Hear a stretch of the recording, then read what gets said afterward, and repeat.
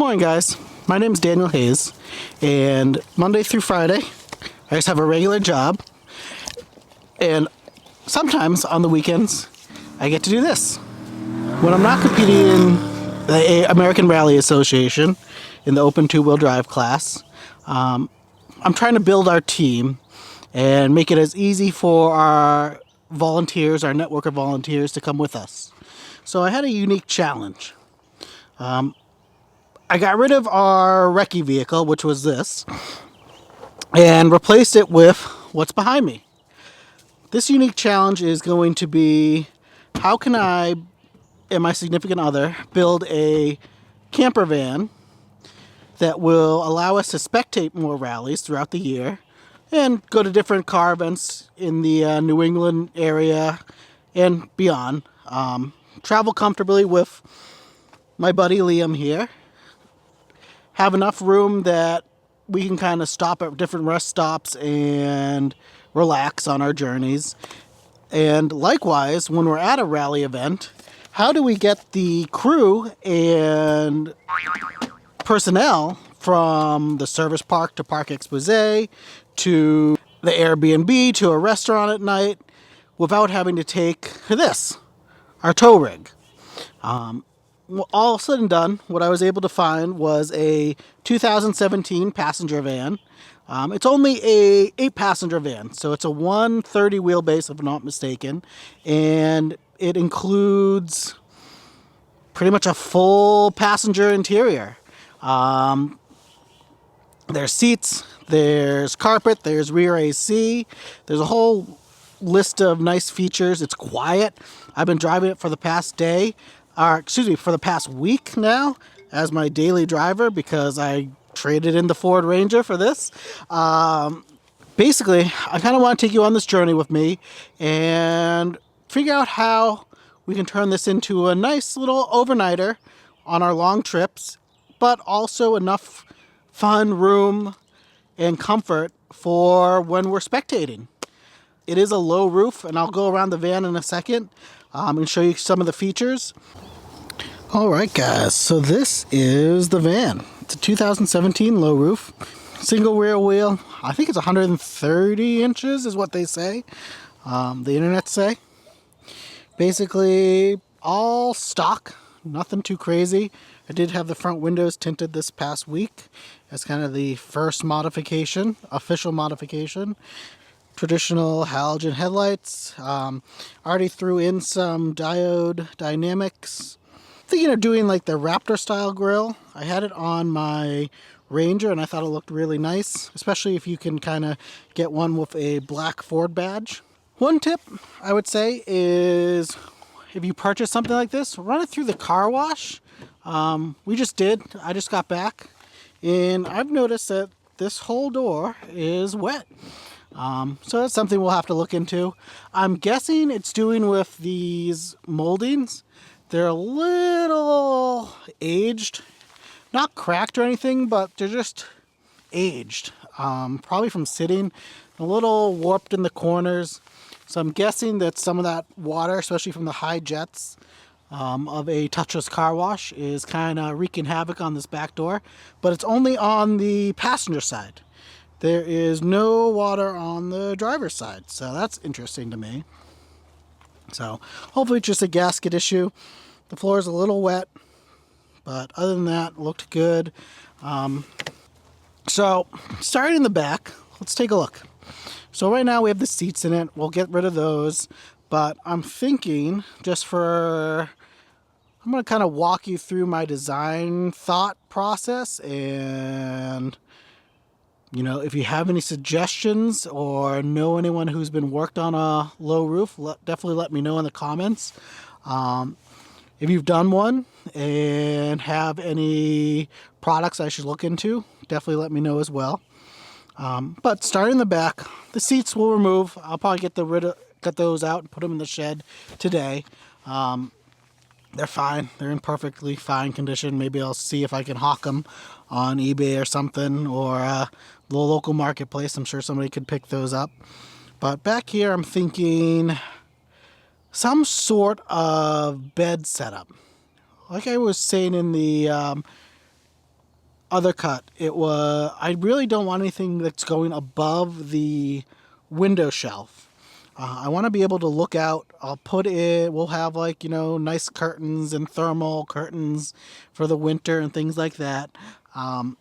But really the bed should probably come up to this little alcove area.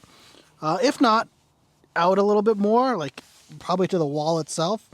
Finding a bed that's shape is going to be difficult.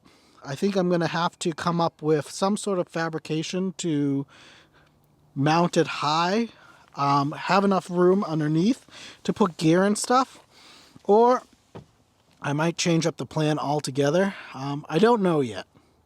This is kind of a way for me to kind of get my thoughts in place, visually see what I'm working with, and kind of modify the plan from there.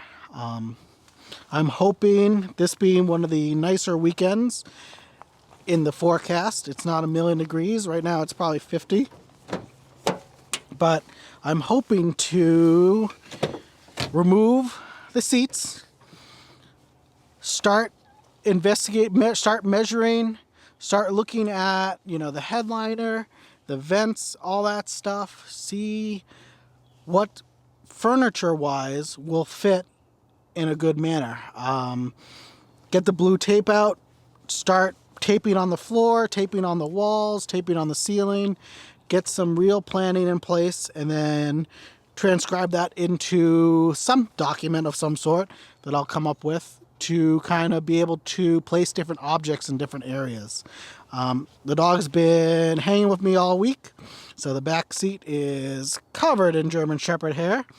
But as you can see, it'll be a nice little, I'm thinking like an L-shaped design, or a couch along the back wall here. And then from there, we'll have just different storage units underneath whatever cabinetry I'm able to find. Likewise, we'll have maybe a full alleyway out the back, with maybe a table in the center. The guy's gonna have food, eat in here, maybe watch something, play something. But we'll kind of come up with that. In the front, it's gonna stay pretty much how it is. I'm gonna look into some better cushioning for these seats. They aren't bad. I'll show you on the other side, but that one is torn up. On this side, it seems like a really nice seat. I mean, this thing only has 47,000 miles, so it wasn't... A lot of them were idling miles, too, it seems like. I don't know. There's an idle meter in the dash. But the seats themselves are somewhat comfortable, but I think they just need some additional bolstering and maybe some better armrests. Those kind of hurt your elbow, but maybe with addition of foam on both the seat cushions and the armrest, we can do something there. Up front, right now I have everything kind of plugged into the available 12 volts, and there's a USB that's actually running the Garmin unit up top, which is nice. I'll probably try and work with one of my partner's luxury details in Southborough, Mass, to really wire in something a little bit nicer. I'm hoping that I can do most of the running of wires to where they need to be, plumbing of electrical stuff, installation of the actual physical electrical devices, and then have somebody come in and make sure they're wired properly. But plenty of cup holders. I'm not too concerned with like getting a new dash pad or anything like that. The sync system works, the AC works, the heat works. We'll probably do maybe a passenger swivel seat. I don't think we'll do one for the driver. To me, it would be more beneficial just for the passenger. And I think behind the driver's seat is really going to be like a electronics cabinet. I don't know if it's well known, but under the driver's seat is actually the main battery. So to change the battery, it's got to be a pain in the butt. I'm not looking forward to that for some time, so I might when we do the re-cushioning of the seat and have to take them out, I'll probably take a look at the battery and see if it needs a new one. The lights kind of do this pulsating thing. I don't know if you can see it, but they pulsate a little bit, so I'm guessing it's drawing some energy. That's maybe it's an original battery. Under the passenger seat is the heater box, which you can't see at all, but it runs the heat in these channels, it looks like, and into these little foot vents. So all those, there's a couple of them underneath the seats themselves. So all those I'll try to obviously keep in place. The first step I'm thinking is going to be kind of removing all of the interior stuff. I want to start with probably the floors. Get underneath there, see what's living there, clean it out as best as possible, run through it with some, degreaser and cleaner and scrub, and get to see what needs to stay, what can be kind of re-insulated, what needs better insulation. Like I was talking before, I'm hoping to figure out some new methods of insulation. There's a lot of people that use like the 3M stuff, but that seems to be more for like cargo vans. So if I can kind of maybe use that wool I was speaking of earlier, and I'll leave a link to their website in the description just in case you guys want to check it out. But if I can kind of find some new methods that are a little bit more interesting, I'm definitely not opposed to going that route. I want to check out the roof real quick and see what we got up top. I've heard that these are, they have like these little plugs and like little things here. I'm hoping I can utilize these to mount a low profile roof rack. Roof looks pretty clean. It's definitely damp out, even though I just went through the car wash. It's definitely sun baked up here. But nothing that a wrap can't fix. I did notice there's some rust around the hinges and things like that. I'll probably go in, clean them up a little bit, and give them a new life. On the exterior and the back, I'm thinking that we try to use some of those cool racks that I've been seeing that kind of mount to the hinges. A lot of everything is designed for the higher roof vans. Look at the paint chipping there. So we'll solve that. A lot of stuff is for the high roof vans, but what I like about this, like I said, it can go through a car wash. We just got back from the car wash. It's just a traditional no-touch car wash that we go to local to our town, and it fit perfectly. It fits through the Dunkin' drive-through, which is all I need in the morning. More exterior bits, so in the back, hoping to put some storage. We have some Max Tracks from my Ranger. On the roof, we're going to do the low profile roof rack with hopefully some maybe 400 watts of solar, as well as antenna mounts for the ham radio, GMRS if we go that route, not sure yet, and also the Wii Boost. Everything will be kind of, hopefully I can figure out a way to make it collapsible so I can still go through drive-thrus and car washes when we're not in the field or at service. For wheels and tires, I'm thinking of keeping the stock wheels. I'll probably get in here and see if there's a way to replace the actual dampers with something a little bit more comfortable. They're perfectly fine, but I'm guessing with the longer trips that we're planning on taking, I'd like something that can soak up the bumps a little better. I'm going to stick with our true and tested KO2s all around.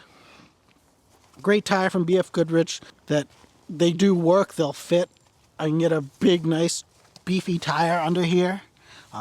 In the back, I'm thinking of keeping the leaf springs, but adding a helper airbag spring. Essentially, it replaces the bump stop in the rear with an airbag to handle some of the additional weight, and also to increase some of the, hopefully, comfort of the van.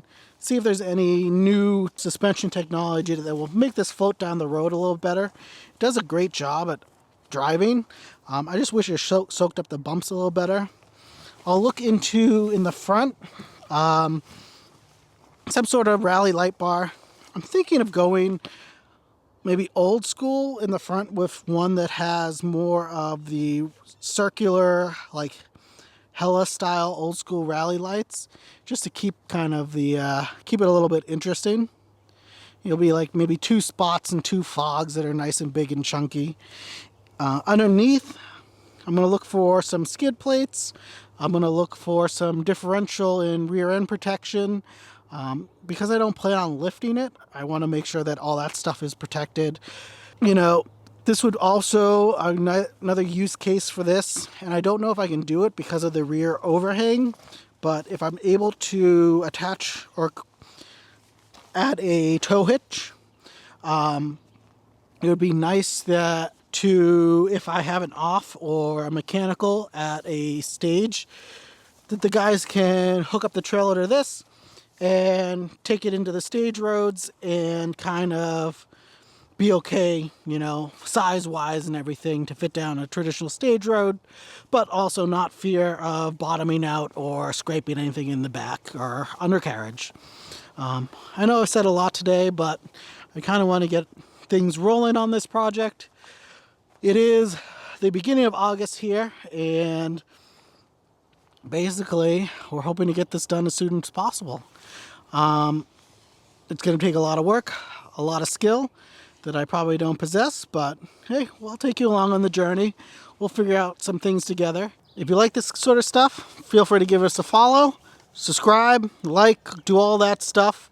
Leave a comment on what you're trying to learn from this build process. And yeah, looking forward to this journey with you.